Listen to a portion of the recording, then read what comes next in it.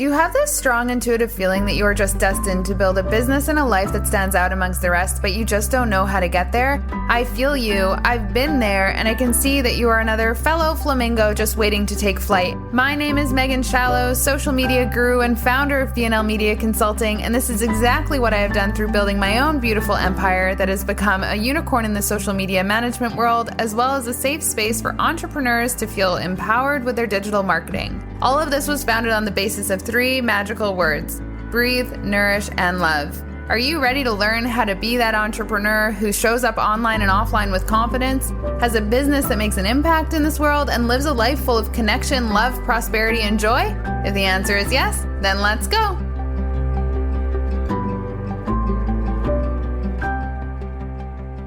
Okay, we are back, and we are going to start part 2 of how BNL came to be.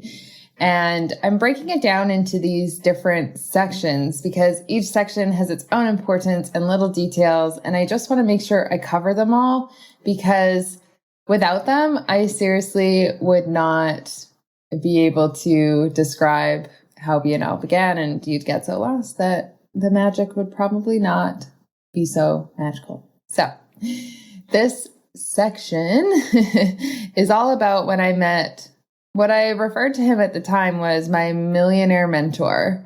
He sent me a DM as soon as I basically got back into my hometown, or the town that I was living in Kelowna, BC, and asked me out for tea. And I didn't know who this guy was. His Instagram was pretty not transparent, looked nice enough. And I recognized him from the gym that I had worked at. And so I met him at a coffee shop I had never been to before. And we sat down for tea, and he got out some paper and he just started writing. And he asked me a few questions that really I was not prepared for. But funny enough, I still have the papers to this day, and I will never get rid of them. And I'm going to share them with you.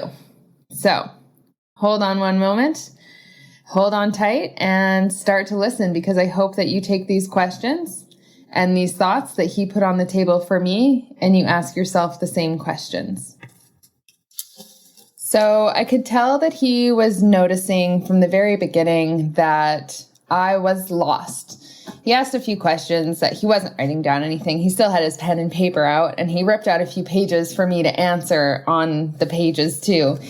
And he was very intuitive. I could tell you that much. Every time he looked at me, I could see that he could see right through all of my facades of being confident in what I was doing, which I had no idea. And he could see that I just knew I was meant for something bigger. He saw the potential in myself that I did not quite see yet. And so before anything else, he asked me, why am I holding myself back from being exactly who I want to be?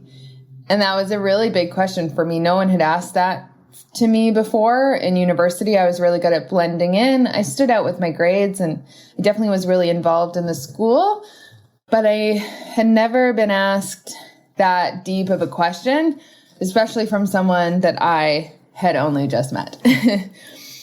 And my answers were really interesting. And I look at them now and I can see how far I've come because of these questions that he asked me. And for me, I had 5 things that were holding me back a lot from receiving the success that I knew I was meant to have. And one was witnessing relationships in my own personal history struggle with money, with finances, which is money, I guess, with life, with growing and having children. The struggle just felt so real to watch all of the people that I loved the most struggle so much that for me, there was a piece of that really had me not thinking I could move forward without struggle. And I still recognize this in my life today, where I'll move towards struggle because it feels more normal than success. So that was a big one. 2, negative social factors. If I felt like if I was too successful, I wouldn't have as many friends. I wouldn't be liked as much. There's a fear of criticism there because like, who do I think I am to become this successful human being that wants to be a millionaire and that wants, I mean, now like you have to be a millionaire. And like, I was so scared, and the fear still creeps up. It's not as strong anymore, but I was still so scared of what that would look like and how that would impact my future. Like, would I get married if I was too successful? Because we watch videos all the time, movies all the time of successful women that are alone. And so all of these questions like about that, I was just like, oh, like when that came up, it was pretty intense. And I can even feel it now in my throat and my heart, of how intense that feeling and that fear really is. And then 3, one that was holding me back is if my parents didn't have it, I don't know how I'll be able to have it. And that was a big one for me. And I love my parents so much. They're amazing. They did so much for my sister and I, and it's just so interesting to see that come up. And obviously, when he made me read these out loud to him, this stranger that I had never met before, that I assumed he was a millionaire only because he drove a fancier car than me. So I didn't really know if he was actually a millionaire. But I think it was a blue Mustang. And that was a fancy car for me. And I was just bawling my eyes out at this point. We were only on number 3. And 4, fear of success, a belief that money is hard to come by. We grow up in an age where our parents did have to work very hard to make the money that they needed in order to provide the life that they wanted for themselves and their children. And that was very common. The world that we live in today, it's very much similar, different, totally different world. But there is that fear of success because that belief that money is hard to come by is so real. And there are moments when I find myself within my business still in that space. And we will dive into that. We will talk about that. But right now, that's as far as we need to go. And then 5, why am I holding myself back? I'm not sure if I trust this will happen for me, but if I learn to express myself in a powerful and loving manner, maybe it will. And that didn't quite answer the question, but it's pretty powerful. I'll read that again. I trust this will happen for me as I learn to express myself in a powerful and loving manner. And that's hitting home pretty darn hard right now as I'm talking into a microphone by myself and knowing that others are going to be listening to this and really getting to know who Megan is of BNL on a level that most people do not know unless they listen to this podcast. And maybe my sister knows all this, but that's it. And so overall, he's like, okay, write a statement of what it is that overarching is not allowing you to move towards a life that you really, really want. And I came up to with this answer of, I will never get what I truly deserve if I keep holding on to what I am supposed to let go of. Yeah. Anyone else like write words of wisdom and look back later and just like wonder where that's coming from? And let's remember, I was straight off of a flight from Thailand at this point, had done 4 weeks in Thailand of yoga, Ashtanga yoga. My spirit was so free. My heart was so open and my intuition was on fire. And when I'm in that place, the words that come through from what feels like somewhere outside of myself, can be pretty powerful. And I'm really excited to share all of that with you. And so after he got me crying, then we started looking at the numbers. And so this coffee date, by the way, lasted like 4 hours. And I had no other plans that day because I wasn't working and I didn't have a job at that point. I was just waiting to get back to my other jobs, and I was enjoying a few weeks of not being, doing anything. And so he started outlining numbers, and he was like, okay, like if you want to make 60K a year, then progress to 100K and then times that by 60K. So you're pulling in like I'm trying to do math right now, but I don't know, $6 million. At the end of the day, he's like, as your awareness and self-worth grows, so will your income. And I was like, okay. And then he drew this diagram, and I still have it. It's right here. I see it in his writing, and it's just so funny. And we dove into like what that means and how I need to be able to do that. And then we went back to our questions, and he asked me, so what do you want? And I realized now he was helping me do an awareness and self-worth practice. And so things that I wanted to provide me clarity and in everything. And it seemed it's not over the top. And so for me, I want fulfilling relationships in my life. And at that time, I didn't really feel like I had any. I had met so many amazing people traveling. My family was so far away in the Lower Mainland, and I knew people in Kelowna. I knew a lot of people, but I just felt like I didn't know the people who understood me. And so it was pretty lonely. That feeling of knowing so many people and feeling lonely is one of the worst feelings anyone can ever have. And that's kind of what I was feeling in my 24, 25, even creeping into 26, when I was living in Kelowna. And so that was number one. I want fulfilling relationships in my life. Number two, I want a sustainable, healthy, well-balanced lifestyle.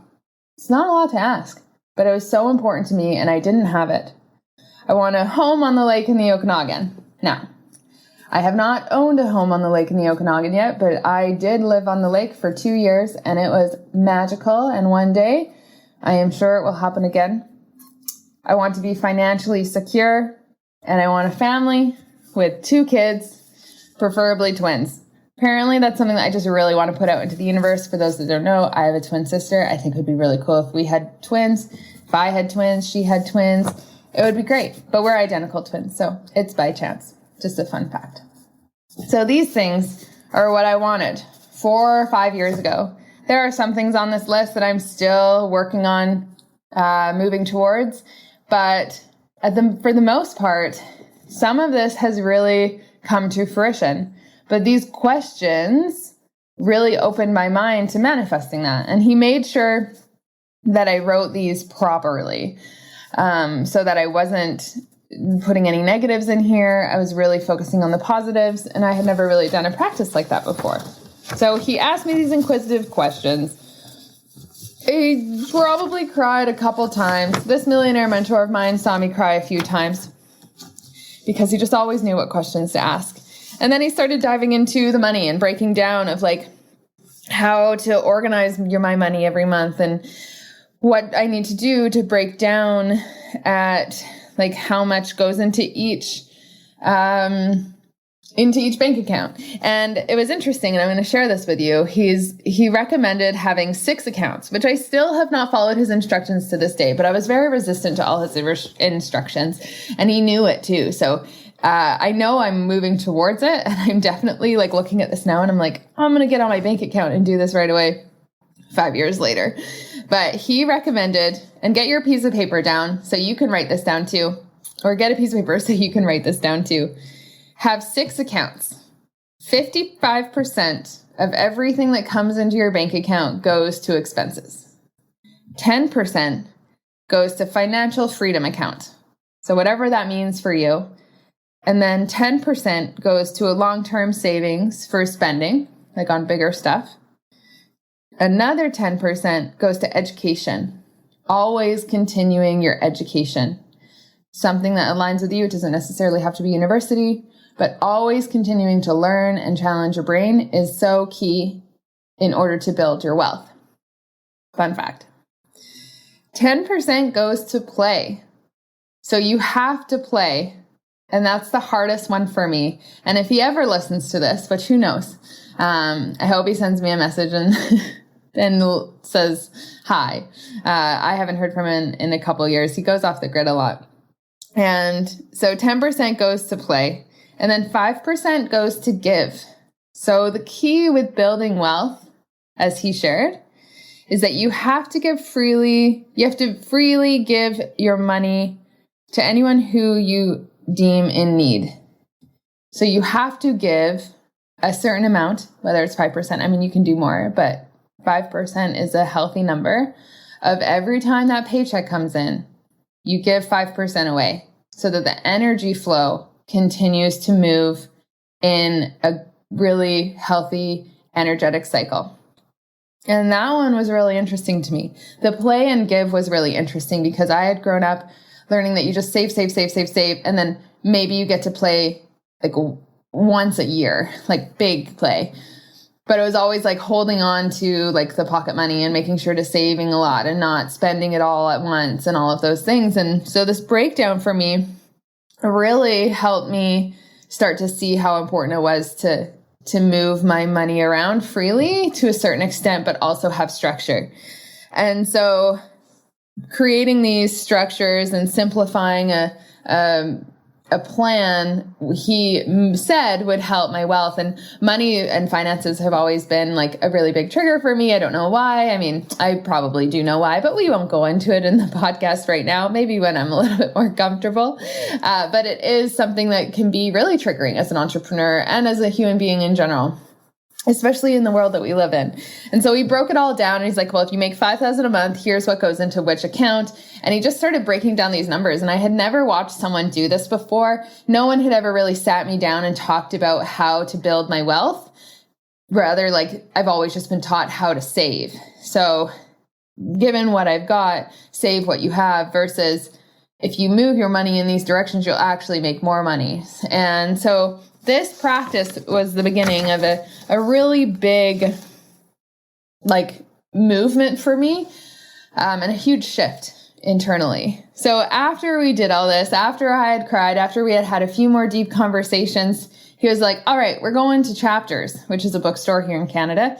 And he took me to Chapters and he bought me 3 books. He bought me one that was called The Magic. And then he bought me The Daily Teachings of The Secret. And he bought me this book about website development and search engine optimization. And then he told me, he's like, you need to get into digital marketing. And my first question was, what's that? And I had no idea. I have a background in working with children, teenagers. I worked with the YMCA and did a summer work student exchange program with wonderful women from Quebec. I was coaching swimming at the local swimming pool for the summer club, coaching and lifeguard. I've lifeguarded before. I was working at the gym. Like I've always worked with people. And I never knew anything about really making money online or making money through the digital world. I always knew you help people and you could get paid for it. And so when he's like, yeah, you need to get into digital marketing, but you're going to need this book and you're going to need to start building a blog. So figure out a name. And that was it. And then he gave me my books. We said goodbye and that was it. And then I went home and I was just like, what happened? And of course I called my sister and I told her, I'm like, I have to start a blog and, we need to figure out a name. And so we sat on the phone and then we are going to leave that there until next time when we share how the blog started, what the name became, and how I learned how to become a digital marketer at the young age of 25 by this point. And I look forward to sharing with you then. So with that, I shall leave you with hopefully some inspiration and some excitement on looking at how your money can grow for you. Maybe even taking some of these breakdowns of how you can move your expenses around. Some book recommendations. Highly recommend The Magic. If you have never done the 28-day gratitude practice that The Magic provides, I highly recommend. It was a life changer for me. in so many ways, and it manifested a lot of beautiful things into my life. But with all in all, if you just got something out of this episode, I really cannot wait to connect with you on social media. Feel free to send me a message. You know where to find me at BNL Social. And I cannot wait to share with you how I learned how to build a blog, build a community, and kicked off what I didn't know at the time was going to be the beginning of BNL Media Consulting. Have a beautiful day, and I hope you shine as bright as you can, and keep standing out amongst the crowd because you are going to go far. Have a beautiful day, everyone. See you later. Thank you so much for joining us on another episode of Fly Flamingo Fly with BNL. We are so grateful you stopped by, and we hope that something from today's conversation ignited the inspiration you were looking for so that you can keep moving forward towards the life of your dreams. This podcast was produced by BNL Media Consulting with the amazing help of Podigy Podcasts. We'd love to hear your takeaways from this episode, so be sure to leave us a review, as well as give us a follow on Instagram at BNL Social. If you need any help with your social media marketing, feel free to visit our website at www.bnlmediaconsulting.com, and we would be more than happy to support you. We hope you have an amazing day, and we cannot wait to connect with you again next time. Have a good one, everyone.